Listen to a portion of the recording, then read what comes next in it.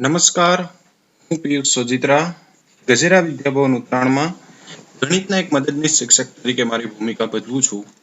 તો આજે આપણે નવું ચેપ્ટર પ્રકરણ નંબર 5 સમાંતર શ્રેણીની વાત કરવાના છીએ. બોર્ડમાં તેનો ગુણભાર છે 4, 1 માર્ક્સનો એક દાખલો અને 3 માર્ક્સનો એક દાખલો પૂછાવાની શક્યતાઓ છે અને આ પ્રમાણે બ્લુપ્રિન્ટ પ્રમાણે જ પેપર નીકળે છે. તો ચાલો આપણે આજે અભ્યાસ કરીએ ચેપ્ટર નંબર 5 ની થિયરી. તો સૌપ્રથમ થિયરી વિભાગમાં શ્રેણી કોને કહેવાય કે જ્યારે અમુક સંખ્યાઓ કોઈ ચોક્કસ નિયમ અનુસાર તરાહ બનાવે ત્યારે તે સંખ્યાઓ શ્રેણી રચે છે. કે કોઈ અમુક સંખ્યાઓ કોઈ નિયમ અનુસાર એટલે કે કોઈ ધારો કે એક સંખ્યા છે 5 અને 5 માં આપણે 5 ઉમેરતા જઈએ તો 10 મળે, 10 માં 5 ઉમેરીએ એટલે 15 મળે, 15 માં 5 ઉમેરીએ 20 મળે. એટલે એક સરખો નિયમ રાખ્યો છે કે શું 5 ઉમેરવાના એમ. ઓકે, તો એક સરખી તરાહ બનશે, એક સરખી ફ્રીક્વન્સી વાળી શ્રેણી બનશે. તો આ વસ્તુને આપણે શ્રેણી તરીકે બોલીશું અને શ્રેણીમાં રહેલ દરેક સંખ્યાને શ્રેણીનું પદ કહે છે. કે અહીં નીચે આપેલી છે 1 2 3 4, તો 1 માં 1 ઉમેરીએ એટલે 2, તો પછીનામાં પણ 1 જ ઉમેરવાનું. 2 માં 1 ઉમેરીએ એટલે 3, 3 માં 1 ઉમેરીએ એટલે 4. ઓકે, એના પછી આવશે 5. તો આ શ્રેણીને પ્રાકૃતિક સંખ્યાની શ્રેણી તરીકે પણ ઓળખવામાં આવે છે. ત્યારબાદ છે 2 4 6 8, એટલે કે 2 માં 2 ઉમેરો એટલે કે 4, 4 માં 2 ઉમેરો એટલે કે 6, 6 માં 2 ઉમેરો એટલે કે 8. તો આ સંખ્યા એટલે બેકી સંખ્યાની શ્રેણી અને યુગ્મ સંખ્યાની શ્રેણી તરીકે પણ બોલવામાં આવે છે. તે જ રીતે 5 10 15 20 25, એટલે કે 5 5 નો ગેપ છે. જો તો આને આપણે 5 નો ઘડિયો પણ કહી શકીએ, એટલે કે 5 ના ગુણિતોની શ્રેણી પણ કહી શકાય. ઓકે, પછી જોઈ શકો છો 2 3 5 7 11, એટલે કે પહેલા 2 માં 1 ઉમેર્યા છે, પછી 2 માં 2 ઉમેર્યા, પછી 2 ઉમેર્યા, પછી 4 ઉમેર્યા. તો આ કોઈ શ્રેણી નથી બનાવતું, પરંતુ આ એક અવિભાજ્ય સંખ્યાની શ્રેણી તરીકે ઓળખવામાં આવે છે. જે અવિભાજ્ય સંખ્યાઓ જે છે 2 3 5 7 11 13 17 19, તો એક એની શ્રેણી કહી શકાય, પરંતુ પ્રોપર સમાંતર શ્રેણીની જે આપણું ચેપ્ટર છે તેમાં આમનું સ્થાન મળશે નહીં. ત્યારબાદ એક ફિબોનાકી નામના ગણિતશાસ્ત્રી, જેનો ફોટો તમે જોઈ શકો છો અહીં બાજુમાં આપેલો છે. ફિબોનાકી નામના ગણિતશાસ્ત્રીનો ફોટો, કે ફિબોનાકી નામના ગણિતશાસ્ત્રીએ એવી શ્રેણી રચી કે 1 માં પહેલા 0 ઉમેર્યા એટલે 1 આવ્યા, પછી આગળનો અંક ઉમેરતા ગયા, 1 માં 1 ઉમેરીએ એટલે કે 2, 2 માં 1 ઉમેરીએ એટલે કે 3, 3 માં 2 ઉમેરો એટલે 5, 5 માં 3 ઉમેરો એટલે 8, 8 માં 5 ઉમેરો એટલે 13, 13 માં 8 ઉમેરો એટલે 21, 21 માં 13 ઉમેરો એટલે 34. આ રીતે એક શ્રેણી બનાવી જે ફિબોનાકી શ્રેણી તરીકે ઓળખાય છે. અને ફિબોનાકી શ્રેણી માટે એવું પણ કહેવામાં આવે છે કે ફિબોનાકી શ્રેણીના જે એક્ઝામ્પલોના આધારે થિયરી પ્રૂવ કરવામાં આવી છે અને એ થિયરીના આધારે જે ફોટા કેપ્ચર કરવામાં આવે છે, કેમેરા એંગલ્સ લેવામાં આવે છે, તેનાથી એકદમ પરફેક્ટ ફોટો બને છે. અને વિશ્વનું પ્રખ્યાત ચિત્ર જે મોનાલિસાનું છે, અને મોનાલિસાના ચિત્રમાં પણ ફિબોનાકી શ્રેણીનો ભરપૂરપણે ઉપયોગ થયો હોવાનું મનાય છે. તમે તેના માટે YouTube પર સર્ચ કરીને જોઈ શકો છો કે ફિબોનાકી શ્રેણીનું શું રહસ્ય છે. તો ફિબોનાકી શ્રેણીનું આ એક રહસ્ય છે. ત્યારબાદ આપણે જોઈએ તો સમાંતર શ્રેણી કે જેમાં પ્રથમ પદ સિવાયનું પ્રત્યેક પદ આગળના પદમાં નિશ્ચિત સંખ્યા ઉમેરીને મેળવી શકાય. એટલે કે પ્રથમ પદ સિવાયનું પ્રત્યેક પદ આગળના પદમાં નિશ્ચિત સંખ્યા ઉમેરીને મેળવી શકાય, તો તેવી સંખ્યાઓની યાદીને સમાંતર શ્રેણી કહે છે. એટલે તમે જોઈ શકો છો કે 3 છે, 3 માં 9 લાવવા માટે કેટલા ઉમેર્યા? 6. તો હવે આગળનું પદ વધીએ તો 6 જ ઉમેરવા, 9 માં 6 ઉમેરો એટલે 15, 15 માં 6 ઉમેરો એટલે 21. તો આ એક તરાહ પણ બનાવી પણ કહેવાય. અને આગળના પદમાં નિશ્ચિત સંખ્યા ઉમેરી છે, એટલે નિશ્ચિત સંખ્યાની જે વાત કરી છે અને જે બનાવેલી છે તે શ્રેણી તરીકે આપણે ઓળખીશું. આ નિશ્ચિત સંખ્યાને સમાંતર શ્રેણીનો સામાન્ય તફાવત કહે છે. એટલે કે દરેક સંખ્યામાં કેટલા ઉમેરો કર્યો છે? 6, જેને સામાન્ય તફાવત તરીકે પણ ઓળખીએ છીએ. અને ખાસ ધ્યાન રાખવાનું છે કે સામાન્ય તફાવત ધન, ઋણ અને શૂન્ય હોઈ શકે છે. સામાન્ય તફાવત ઋણ પણ હોઈ શકે. ઘણીવાર 3 માં -6 ઉમેરવાના, પાછા -6 ઉમેરવા, તો શ્રેણી ઋણ પણ બની શકે. એવું નથી કે શ્રેણી જમણી બાજુ જ ખસે, શ્રેણી ડાબી બાજુ પણ હોઈ શકે છે. ઓકે, તો આ રીતે શ્રેણી, ધારો કે 2 2 2 2 એવા અંકો આપેલા હોય તો એ પણ શ્રેણી કહેવાશે, કારણ કે શૂન્ય પણ શ્રેણીનો એક સામાન્ય તફાવતનો ભાગ છે. એટલે સામાન્ય તફાવત ધન પણ હોઈ શકે, ઋણ પણ હોઈ શકે, શૂન્ય પણ હોઈ શકે. એ જ રીતે આગળ જોઈએ તો પ્રથમ પદ એટલે કે 3 જે છે એને એ વડે પણ આપણે દર્શાવી શકીએ છીએ. એક્ઝામ્પલમાં જ્યારે સૂત્રમાં કિંમત મૂકવાની આવશે ત્યારે આપણે એનો ઉપયોગ કરીશું. ત્યારબાદ સામાન્ય તફાવતને ડી તરીકે, સામાન્ય તફાવત એટલે કે નિશ્ચિત સંખ્યા, કે 9 માંથી 3 બાદ કરો તો પણ 6 આવશે, 15 માંથી 9 બાદ કરશો તો પણ 6 આવશે, અને 21 માંથી 15 બાદ કરશું તો પણ 6 આવશે. તો સામાન્ય તફાવતને ડી તરીકે પણ ઓળખવામાં આવે છે. ત્યારબાદ આનું nમું પદ આપણને ખ્યાલ નથી. આ શ્રેણી ક્યાં સુધી જાય છે એ પણ ખબર નથી. અનંત શ્રેણી પણ કહી શકાય. તો nમું પદ મેળવવાની શક્યતાઓ જે છે તેને nમા પદને આપણે an તરીકે પણ ઓળખીશું, અને an નું સૂત્ર આપણે આગળ આવશે તેનો અભ્યાસ પણ કરીશું.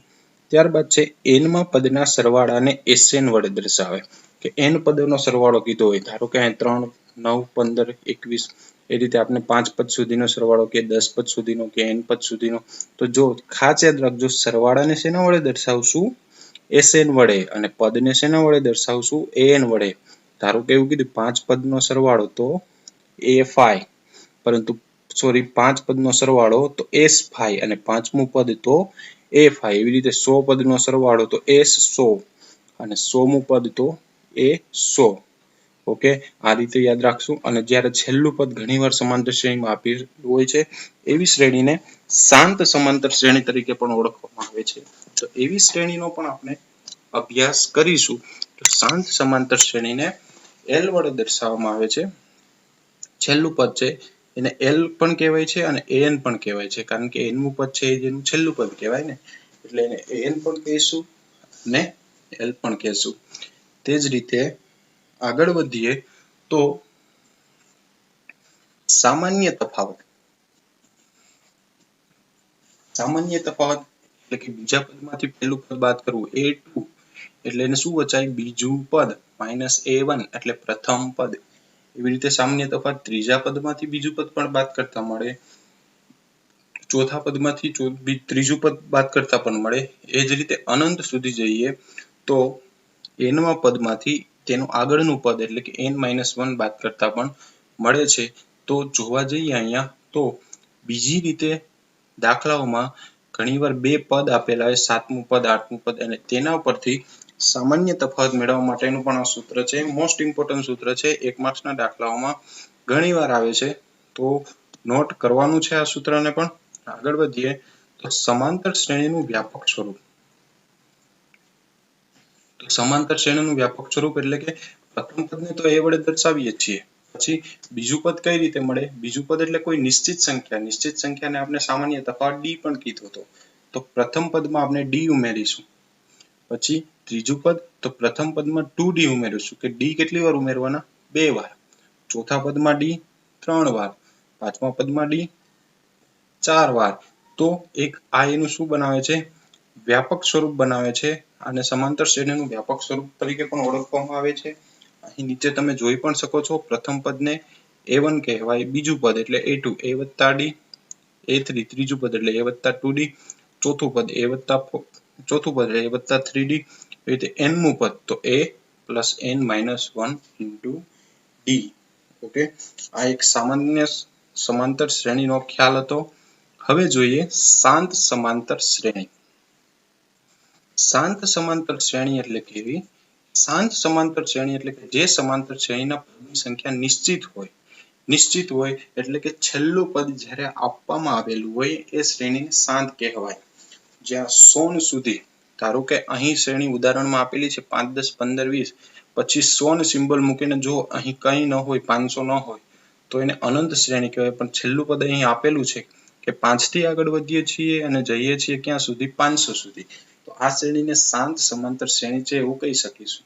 ઓકે, તો એ જ રીતે આપણે આગળ વધીએ તો શાંત સમાંતર શ્રેણીમાં હંમેશા છેલ્લું પદ આપેલું હોય છે, અને છેલ્લા પદને an પણ કહેવાય છે, l પણ કહેવાય છે, જે આપણે આગળ થિયરીમાં પણ જોયેલું છે. તે જ રીતે આગળ વધીએ તો અનંત શ્રેણી છે. અનંત શ્રેણીમાં છેલ્લું પદ આપેલું હોતું નથી. એટલે કે જે સમાંતર શ્રેણીમાં પદની સંખ્યા અનંત હોય, અનિશ્ચિત હોય, નક્કી હોતી નથી, અનંત સુધી 5 લાખમું પણ પદ હોય અને કરોડમું પદ હોય અને અબજમું પદ પણ હોઈ શકે. અનંત સુધી જાય એવી શ્રેણીને અનંત સમાંતર શ્રેણી તરીકે પણ ઓળખવામાં આવે છે. અને જે સમાંતર શ્રેણી શાંત નથી એટલે કે છેલ્લું પદ આપ્યું નથી તેને અનંત કહેવાય. બીજી વ્યાખ્યા કરવા જઈએ તો જે સમાંતર શ્રેણીમાં દરેક પદ માટે તે પછીનું પદ મળતું હોય એટલે દરેક પદ ઉપરથી તે પછીનું પદ મેળવવું હોય તો શું કરવાનું કે કોઈ નિશ્ચિત સંખ્યાને શું કીધું હતું યાદ કરો? ડી. તો નિશ્ચિત સંખ્યાઓમાં એટલે જે પદ મળતું જાય તો તે અનંત સુધી જાય.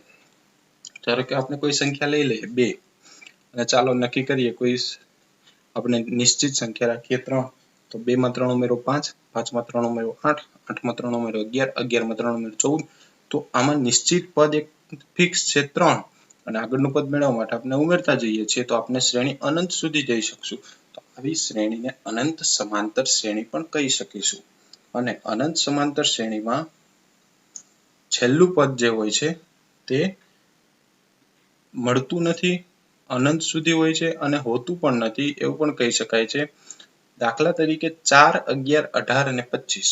તો 4, 11, 18 અને 25 એ અનંત સમાંતર શ્રેણી છે. કેવી શ્રેણી છે? અનંત સમાંતર શ્રેણી. અનંત સમાંતર શ્રેણી એટલે કે અનંત સુધી જાય છે. તેને લખવાની પણ એક પ્રથા છે 4, 11, 18, 25. તો જો આના પછી હું તમને પૂછું કઈ સંખ્યા આવશે તો તમે જુઓ તો 4 માં 7 ઉમેરો 11, 11 માં 7 ઉમેરો 18, 18 માં 7 ઉમેરો 25, 25 માં 7 ઉમેરો એટલે કે 32. ઓકે ને? 32 માં 7 ઉમેરો એટલે કે 39. તો આના પછીની સંખ્યા ક્યાં સુધી લખશો એટલે 3-4 સ્ટેપ લખવાના ત્યારબાદ ટપકા એટલે કે 100. તો અનંત સમાંતર શ્રેણીને અમુક પદ લખ્યા પછી 3 ટપકા વડે દાખલ લખવાની એક પ્રથા છે. ઓકે, તે જ રીતે આગળ જોઈએ તો સમાંતર શ્રેણીનો એક મધ્યક છે. સમાંતર શ્રેણીનો મધ્યક એટલે બે સંખ્યાઓ a અને b હોય તો તેનો મધ્યક કઈ રીતે મેળવશું કે જો a, b અને c એ સમાંતર શ્રેણીના 3 ક્રમિક પદો હોય. કયા? a, b અને c એ સમાંતર શ્રેણીના 3 ક્રમિક પદો હોય તો સમાંતર શ્રેણીના ગુણધર્મો મુજબ b બરાબર a plus c ના છેદમાં 2. ફરીથી બોલું છું, જો a, b અને c એ સમાંતર શ્રેણીના 3 ક્રમિક પદો હોય તો b બરાબર a plus c ના છેદમાં 2. તો અહીં b એ a અને c નો મધ્યક થાય એટલે કે કોઈ પણ 3 સંખ્યાઓ હોય તો વચ્ચેની સંખ્યા છે એ પહેલી અને ત્રીજી સંખ્યાનો મધ્યક થાય. આ પણ ઘણીવાર એક માર્ક્સમાં પૂછાઈ શકે એવું છે. પછી હવે આપણે વાત કરીએ ખાસ ઇમ્પોર્ટન્ટ દાખલા માટે સ્વાધ્યાય 5.2 ગણવા માટે આ સૂત્ર ઉપર જ આખા સ્વાધ્યાય છે તો યાદ રાખવાનું છે. ધારો કે શ્રેણીનું n-મું પદ મેળવવું હોય તો ધારો કે શ્રેણીનું n-મું પદ મેળવવાનું સૂત્ર છે an બરાબર a plus n minus 1 into d. an બરાબર a plus n minus 1 into d. જ્યાં a શું છે? પ્રથમ પદ છે અને d શું છે? સામાન્ય તફાવત એટલે કે જે નિશ્ચિત સંખ્યા છે. બીજા પદમાંથી પહેલું પદ બાદ કરો, ત્રીજામાંથી બીજું બાદ કરો, ચોથામાંથી ત્રીજું બાદ કરો જેને કહેવાય સામાન્ય તફાવત. ઓકે, અને an એટલે છેલ્લું પદ છે.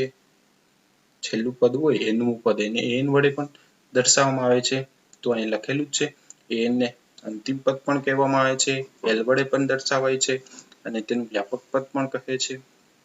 હવે જો સાંભળજો, કોઈ શ્રેણી આપેલી હોય તેમાં પહેલું પદ માંગેલું હોય તો a1 n ની જગ્યાએ 1 મૂકી શકીએ. n ની જગ્યાએ 1 મૂકીએ તો પહેલું પદ મળશે a અને d ની કિંમત મૂકશું.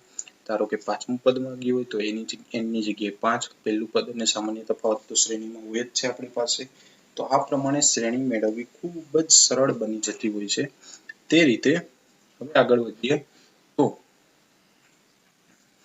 n પદ ધરાવતી શાંત સમાંતર શ્રેણી હોય તો છેલ્લેથી m-મું પદ. ધારો કે ઘણીવાર એવું પૂછે છે કે આપેલી શ્રેણીમાં કેટલા પદ છે? શાંત સમાંતર શ્રેણી 5 થી 500 સુધી જાય તો તેમાં 5, 10, 15, 20 થી 500 સુધી જવામાં ટોટલ એની વચ્ચે 100 પદ હોય છે. અને 100 પદ હોય છે તો એમાં પણ એવું હોય છે 100 પદમાં એમ કહે કે છેલ્લેથી 10મું પદ મેળવો, છેલ્લેથી 7મું પદ મેળવો, છેલ્લેથી 5મું પદ મેળવો. તો ત્યારે સૂત્ર છે કે ધારો કે 100 પદ ધરાવતી શ્રેણી હોય તો છેલ્લેથી આટલામું પદ મેળવવાનું સૂત્ર તો n - m + 1 ધારો કે 100 પદની શ્રેણીમાં 7મું પદ મેળવવાનું સૂત્ર તો n ની જગ્યાએ 100 આવશે અને m ની જગ્યાએ 7 આવશે. ધારો એક વસ્તુ તમે યાદ રાખજો, હું તમને એમ કહું છેલ્લેથી બીજું પદ મેળવો તો તમે 98મું મેળવશો તો 98મું નહીં આવે, છેલ્લેથી બીજું પદ આવશે 99, કારણ કે છેલ્લું પદ 100 છે અને છેલ્લેથી બીજું છે 99. ઓકે, એટલે ખાસ આ સૂત્રની મદદથી કિંમત મૂકવાની છે. એટલે સૂત્ર પણ ખાસ યાદ રાખવાનું છે. આપણે વિચારીએ 100 પદમાં છેલ્લેથી 5મું પદ 95 વિચારીએ, પણ નહીં, છેલ્લેથી 5મું પદ 96 થાય. છેલ્લેથી 10મું પદ વિચારીએ 90 કે 100 માંથી 10 બાદ કરીએ એટલે 90 થાય, પણ નહીં, છેલ્લેથી 10મું પદ 91 થશે. ઓકે, તો ખાસ શાંત સમાંતર શ્રેણી માટે આ સૂત્ર યાદ રાખવાનું છે. બીજું, સમાંતર શ્રેણીમાં આવતા ક્રમિક પદો. ક્રમિક પદો એટલે કે બે પદો જો આપેલ બે પદની શ્રેણી આપી હોય ત્યારે પહેલું પદ a - d હોય અને બીજું પદ a + d હોય. આ 1 માર્ક્સના હેતુલક્ષી સોલ્વ કરવા માટે 5 પદો યાદ રાખવાના છે. 3 પદ હોય તો વચ્ચેથી સ્ટાર્ટ કરવાનું. એક બાજુ a + d, એક બાજુ a - d. 4 પદો હોય તો બેકી સેમ બે પદો છે તે રીતે a - d a + d લખવાનું. હવે આગળ વધીએ તો a - 3d, પાછળ જઈએ તો a + 3d. 5 છે એટલે બીજા જેવું કરવાનું કે a - d a + d, અહીં a - 2d a + 2d. Same 6 માટે એટલે કે તમે જોશો તો કે 2, 4 અને 6 નું સેમ છે અને 3 અને 5 નું સેમ છે. મતલબમાં ડાબી બાજુ અને જમણી બાજુ વધારતું જવાનું છે. તો 6 પદ માટે a - d a - 3d a - 5d, અહીં a + d a + 3d અને a + 5d. ઓકે, તો આ પ્રમાણે તમે યાદ રાખવાનું છે કે ધારો કે 5 પદની શ્રેણી હોય, 7 પદની શ્રેણી હોય, ખૂટતી શ્રેણી માટે આ સૂત્ર આપણને કામ લાગશે. અને પછી છે શાંત સમાંતર શ્રેણીનું મધ્યમ પદ. મધ્યમ પદ એટલે વચ્ચેનું પદ. ધારો કે એક શાંત સમાંતર શ્રેણી છે કે પહેલું, બીજું, ત્રીજું એમ nમું પદ આપેલું છે, તો મધ્યમ પદ એટલે કે આંકડાશાસ્ત્રમાં જે મધ્યસ્થનો આપણે અભ્યાસ કર્યો હતો, સેમ અહીંયા એવું છે કે જો અયુગ્મ હોય તો n પ્લસ અયુગ્મ હોય n + 1/2મું પદ અને યુગ્મ હોય તો અયુગ્મ હોય તો n + 1/2મું પદ. અને તો અહીંયા આપણે જોશું તો થોડીક બંને સૂત્રમાં મિસ્ટેક છે કે અયુગ્મ સંખ્યા હોય તો અયુગ્મ સંખ્યા માટેનું આ સૂત્ર છે n + 1/2મું પદ, પરંતુ યુગ્મ સંખ્યા માટેનું સૂત્ર છે n/2મું પદ તથા n/2 + 1મું પદ. અહીં અયુગ્મ છે ત્યાં યુગ્મનો સુધારો કરવાનો છે. ઓકે, તો આ બંને સૂત્ર મધ્યસ્થના સૂત્ર છે. હમણાં આપણે થોડીક વાર પહેલા એક સૂત્ર જોયું કે સમાંતર મધ્યક એટલે કે a + c/2, તો b એ a અને c નો સમાંતર મધ્યક છે. તો અહીં પણ સેમ મધ્યસ્થની વાત છે. મધ્યકની વાત કરી, મધ્યસ્થની વાત કરી, બહુલકની કોઈ માહિતી નહીં આવે, પણ મધ્યસ્થ જેવું છે, મધ્યસ્થ નથી, યાદ રાખજો. ઓકે, તો